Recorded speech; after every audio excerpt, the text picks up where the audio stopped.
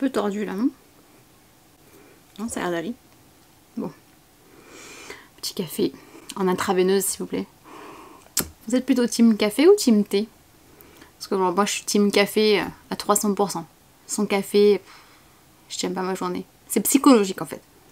Vous savez que vous vous sentez mieux en forme et réveillé à partir du moment où vous avez bu votre café. Mais je veux dire, vous avalez une gorgée et ça y est, vous vous sentez réveillé. Bon alors bonjour à tous et bienvenue sur ma chaîne Les Folies de Nani. Où comme vous l'avez vu dans le titre, aujourd'hui j'ai fait une folie. Enfin pas aujourd'hui, il y a quelques jours, mais voilà, j'ai craqué et j'ai acheté un sac de luxe sur le site Vinted. Alors j'ai reçu le colis aujourd'hui. Je sais pas comment j'ai fait pour attendre avant de l'ouvrir, mais je dis que ça pouvait être une bonne idée de vous montrer en direct ma réaction, voir si j'allais être déçue ou pas. Je suis en stress total. Alors à savoir que c'est pas mon premier sac de luxe, en réalité c'est mon troisième. Donc le premier sac de luxe c'est un sac Chanel que j'avais eu, que bon voilà, c'était le sac, je vous le mettrai juste ici en photo. C'était vraiment pour moi, bon, seuls les vrais fans de sac à main savent ce que c'est, mais voilà, pour moi c'était l'objectif ultime de mes achats, c'était d'avoir ce sac Chanel. Voilà. Sauf que en fait, en réalité, j'ai eu beaucoup de mal à l'assumer. J'arrivais pas à le porter hyper souvent parce que bah c'est pas un sac très discret en fait. D'une, c'est pas un sac très discret, et de deux, c'est pas un sac ultra pratique, surtout quand vous avez un ou plusieurs enfants en bas âge, parce qu'en réalité vous mettez vraiment pas grand chose à l'intérieur. Il se portait pas de mémoire en crossbody, ou j'ai un doute, mais je crois pas. Donc au final voilà, je le portais vraiment pas assez pour le garder, donc je l'ai revendu. Alors un peu à contre-cœur, parce que quand j'ai regardé, bon là quand j'ai fouiné sur les sites pour chercher un sac de seconde main, je me suis rendu compte que les sacs Chanel ils avaient bien augmenté. Donc à savoir, voilà, c'est pas pour me justifier ou pour déculpabiliser, mais voilà, à savoir que quand vous investissez dans un sac de luxe, vous ne perdrez jamais d'argent, ou presque. C'est des sacs qui prennent de la valeur d'une année sur l'autre. Mon premier sac, c'était en réalité le Speedy 30. Je vous mettrai la photo aussi juste ici. Que j'avais acheté, que je m'étais offert pour mes 24 ans, je crois. Quelque chose comme ça. Alors je me rappelle, j'étais à la boutique de Lyon à l'époque. Et à l'époque, alors à savoir, le Speedy 30, je l'avais payé, je me souviens, 380 €. Il en vaut maintenant, je vous mettrai le prix, mais je crois que c'est 750. Incroyable. Donc pareil, je l'ai revendu, bon il y a très longtemps, mais je me suis dit que finalement j'aurais peut-être dû le garder parce que... Bah, en plus j'avais eu tout un ensemble, puisque mon chéri m'avait encore fait une fois la surprise de m'acheter le sac banane, que j'ai revendu aussi. Et un foulard, celui-là je l'ai toujours, et le porte-agenda. Voilà, qui se fait toujours et qui lui aussi je crois a pris de la valeur, donc celui-là je l'ai gardé. Je vous le mettrai aussi en photo juste là. Bah voilà, donc bon, mon sac Chanel, une fois que celui-ci a été revendu, je me suis dit bon je vais réinvestir dans un autre. Bon j'ai patienté parce que je savais pas vraiment quel modèle j'avais. Alors vous avez peut-être vu déjà passer sur mes photos Instagram le sac Yves Saint Laurent, qui est le sac collège en taille moyenne, que je vous afficherai juste ici. Donc celui-là je me le suis offert grâce à plusieurs ventes sur une année quasiment complète. Alors si vous voulez, je vous ferai une vidéo à ce sujet sur comment économiser sans trop s'en rendre compte pour pouvoir se payer un sac de luxe, parce que bah voilà, moi j'ai pas les moyens de mettre 2000 € dans un sac tous les mois, ou même une fois par an sans économiser et sans me saigner. Donc voilà, c'est ma consommation à la mode est en train de changer un petit peu de ce côté-là, mais voilà, si ça vous intéresse, dites-le moi en commentaire, je vous ferai une vidéo à ce sujet. Donc on en revient à l'objectif. Je passe, comme beaucoup de personnes j'imagine, beaucoup trop de temps sur internet, et alors clairement ce sont les réseaux sociaux qui m'ont poussé à vouloir à nouveau un sac Louis Vuitton. Voilà. À la base c'est pas trop une marque que j'aime bien, mais je pense que voilà, j'ai fait le mouton, et à force de le voir, de le revoir et de le revoir et de voir des vidéos sur YouTube, alors principalement de youtubeuses américaines, puisque c'est vraiment elles qui sont à fond dans Louis Vuitton, elles ont vraiment toute la panoplie Louis Vuitton. Et voilà, je me suis dit bon bah allez, pourquoi pas recraquer, si je trouve une belle affaire, j'ai envie de recraquer. Donc j'ai hésité sur plusieurs modèles. Le premier qui m'était venu en tête et qu'on voit beaucoup passer aussi, c'est le Neverfull, que je vais vous mettre en photo juste là. Donc le Neverfull, je l'ai eu lui aussi en Alors je crois que c'était le moyen modèle, ouais c'est sûr. Je l'avais acheté sur le Bon Coin ici, il y a une fille qui travaillait sur Biarritz, je me souviens, j'étais allée le chercher dans le magasin dans lequel elle travaillait. Et finalement, je l'ai pas gardé, je l'ai revendu aussi parce que il était... alors le moyen modèle est selon moi trop petit dans le sens où je cherchais un sac vraiment pour qu'il puisse me faire le sac, vous savez, de voyage cabine quand vous voyagez en avion, qu'il soit le sac que vous puissiez garder avec vous pendant le vol. Donc moi dans ce sac je veux mettre un petit sac à main avec mes essentiels, mon ordinateur, des lingettes pour enfants, voilà, enfin vraiment un gros fourre-tout. Je vous ferai aussi une autre idée de vidéo, ça peut être un What's in my bag, j'adore regarder ce genre de vidéo. Et je pourrais vous faire sur ce que moi je mets dans mon sac à main. Mais voilà, donc le Neverfull en moyen modèle il était trop petit, et en grand modèle, étant donné que malheureusement je n'ai pas la taille mannequin et que je mesure que 1m60, il fait vraiment gros sac de voyage porté sur moi. Alors j'ai un peu peur avec celui que j'ai pris. Mais bon, donc du coup, en fouinant un petit peu sur internet, il y a un modèle qui est venu. Alors non, il y en a deux en fait qui sont venus. Le premier c'est le Graceful, qui se fait pour le moment sur le site de Louis Vuitton. Alors très honnêtement, si Louis Vuitton avait proposé le paiement en 3 fois sans frais, je pense que j'aurais craqué directement sur le site. Parce que je le trouve, alors tout est relatif, ne me jetez pas la pierre, mais je trouve objectivement pas trop cher pour un grand sac Louis Vuitton puisqu'il est à 990 €. Et à savoir que les sacs Louis Vuitton prennent en moyenne une centaine d'euros par an. Donc je savais de toute façon pertinemment que même si je l'achetais neuf sur le site Louis Vuitton, je ne perdais pas d'argent.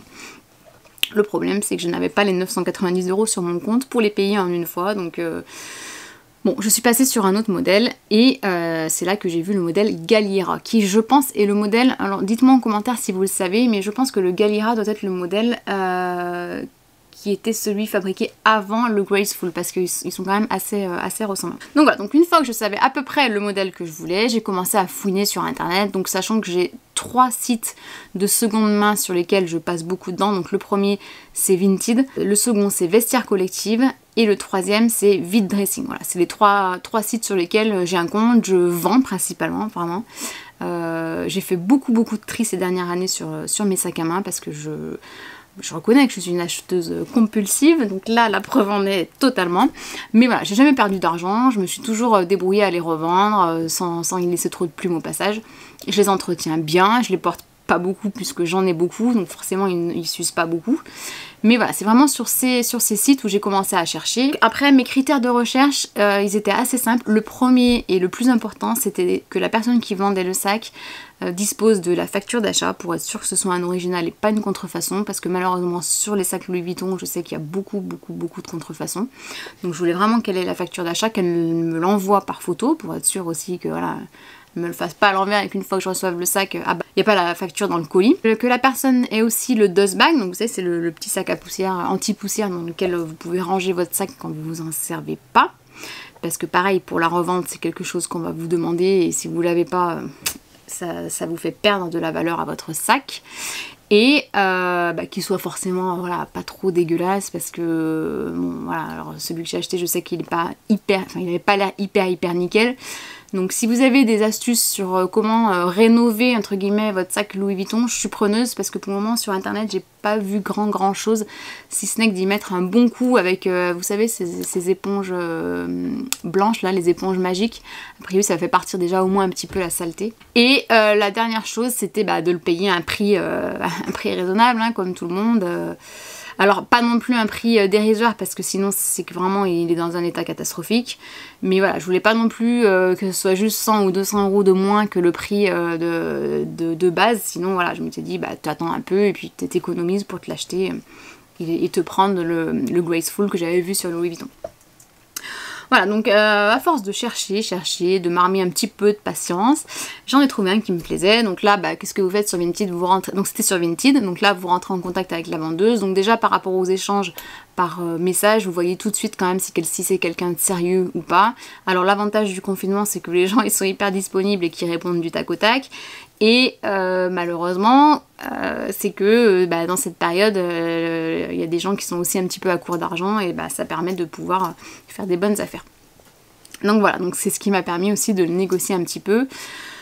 Donc je l'ai payé au final, que je vous dise pas de bêtises, je vérifie en direct sur l'appli. Alors j'ai plein de notifications parce que j'ai mis plein de choses à vendre. Parce que oui, il faut que je renfloue un petit peu les comptes. Alors, savoir que sur Vinted, c'est quasiment la première fois que j'achète. J'ai beaucoup vendu, mais j'ai très peu acheté. Ce qui est bien, je suis fière de moi, je m'auto-félicite. Maman, s'il te plaît, tu peux me faire un bébé. Je l'ai payé 340 €. À savoir que la personne qui le vendait m'a envoyé la facture et elle l'a acheté en 2009 et elle l'avait payé 950. Voilà, donc j'ai regardé, franchement, alors j'attends de voir l'état du sac, je croise les doigts, mais très clairement c'est un super prix. Tu dis bonjour? Oui. Bonjour à tous. Donc du coup l'envoi hyper rapide, elle l'a posté mercredi et on est vendredi et voilà, je l'ai reçu ce matin. Let's go! En vrai j'ai trop peur. Je vois déjà le petit tissu du dust bag, c'est un bon début.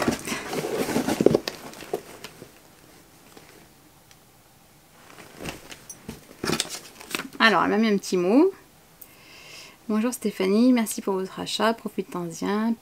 PS, la facture est à l'intérieur du sac, à bientôt, très cordialement, Chloé. Alors oui, je sais que ça me fait penser en voyant Chloé, c'est que l'une des raisons pour lesquelles le sac était bien moins cher, c'est qu'il y a ses initiales de gravées sur la ranse. Mais bon, c'est pas très grave. Donc voilà le fameux dust bag. Bon, j'ai jamais vu de cette forme-là. J'espère que c'est pas une contrefaçon.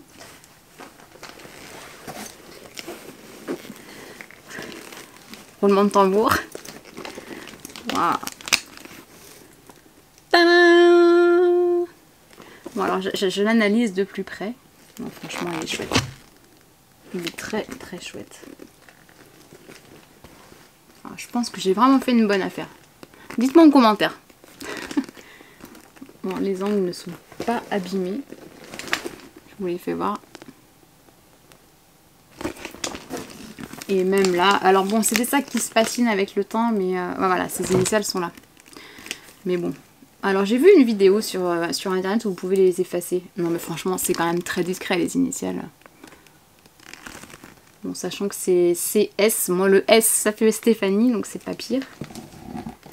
Non, il est vraiment très chouette. Donc il y a marqué Louis Vuitton ici.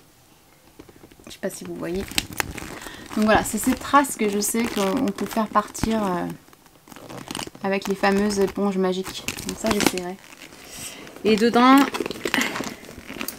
ouais, franchement, il sent hyper bon, mais vraiment. Donc il y a la petite facture dans son enveloppe. Non mais je l'ai vu que la fille elle faisait vraiment sérieuse. Il y a bien effectivement ses coordonnées correspondent, ouais, effectivement. Et donc le Galliera GM 950 €. Date de facture 7 octobre 2009. Voilà. Donc je sais que voilà, même si demain je dois revendre le sac, je ne perdrai pas d'argent. Et donc pour vous montrer la contenance dedans, hop, donc il y a une seule, enfin il y a une grande poche. Et vous avez aussi deux poches, enfin trois on va dire. Une poche, une petite poche, hop. Vous allez rien voir. C'est pas facile, hein? Hop, une petite poche ici. Une autre ici, avec derrière, comme cela. Et là, en fait, elle se ferme. Donc ça, c'est pas mal pour y mettre le portable ou les clés ou je ne sais quoi. Donc voilà, et il se ferme sur le devant. Avec une petite pression. Alors, ceux que j'avais vus, ils se fermaient pas comme ça. Bon, non, je suis pas plus inquiète que ça sur le fait que ce soit une contrefaçon ou pas. Et je vous montre porté, donc vous pouvez pas le mettre en crossbody celui-là. Mais voilà, donc il est assez grand, mais bien moins grand que le Neverfull que vous connaissez certainement. Et qu'on a beaucoup vu aussi, donc franchement je suis hyper contente de mon achat, mais vraiment. Je vais faire tout de suite un petit message à la vendeuse, puisque vous savez quand vous recevez un colis Vinted, vous devez aller le confirmer sur le site et noter la vendeuse. Donc franchement elle a été topissime. Donc voilà, je vais lui faire un grand merci pour qu'elle puisse aussi avoir son argent, puisque sur Vinted vous n'êtes payé que quand l'acheteuse a validé son achat. Donc voilà, faut pas faire trop traîner, parce que j'ai eu ça une fois quand j'avais vendu mon sac Chanel. Je l'avais vendu sur Vinted. C'était vraiment pas la bonne idée, parce que la vendeuse elle a tardé à répondre et derrière Vinted ils étaient injoignables. Donc voilà, j'avais pas eu une super expérience. Pour autant, voilà, là en tant qu'acheteuse, je suis vraiment ravie de mon achat. Donc dites-moi en commentaire si c'est un sac qui vous fait envie ou pas. Mais moi en tout cas pour partir en voyage et en sac de cabine, je suis hyper contente. Voilà, donc je vous fais plein de gros bisous. N'hésitez pas à liker la vidéo si elle vous a plu, à vous abonner aussi. Et je vous dis à très bientôt. Ciao!